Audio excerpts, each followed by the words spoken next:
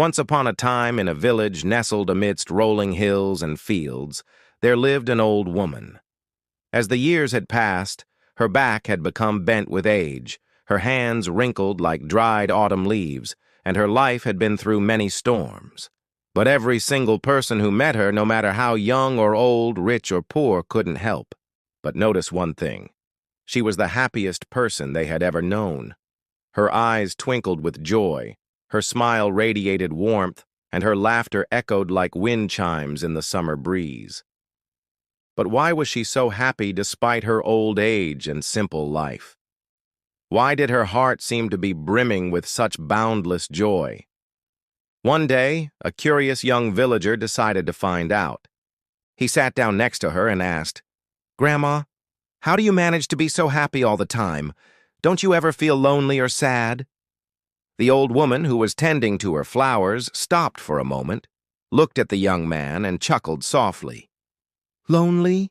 Sad? I have walked through fire, and it taught me how to dance in the rain." The young man was puzzled by her words, but before he could ask her to explain, the old woman changed the subject with a gentle smile. "You know, the sun is setting early today. Why don't you come inside and share some tea with me? We can talk more." The young man accepted her invitation, and soon they were sipping tea in her cozy home. As the evening deepened, the old woman, with a faraway look in her eyes, began to share her story. She told him about the time when she was a young girl. Her life was filled with laughter and joy. Then her world changed when her husband, a soldier, went to war and never returned. She missed him terribly, but she had to be strong for their son. Then her son fell ill and passed away at the young age of 15. Grief-stricken and alone, she reached out to her relatives for support, but they couldn't take care of her, calling her a burden. So she was left all alone in a small hut on the outskirts of the village. The old woman paused, and the young man listened attentively, understanding dawning on his face. He realized that her seemingly carefree attitude was not just a personality trait, but a hard-earned wisdom born out of facing life's toughest challenges. The old woman continued, "Those days were the hardest for me. I cried, I screamed, I even begged the sky for answers. But one day I stopped asking why me, and started asking myself, what now? That's when I decided I had two options, to keep wallowing in self-pity or to find a way to move forward. I chose the latter."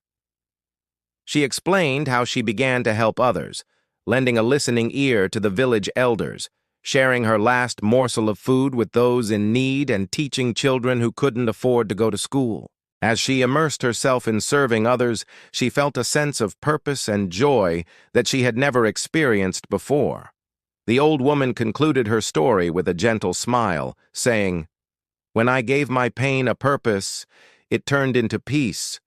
I realized that happiness is not about what you have, but about what you give." The young man, deeply touched by her words, understood that her happiness was not just a result of her circumstances, but a conscious choice she made every day.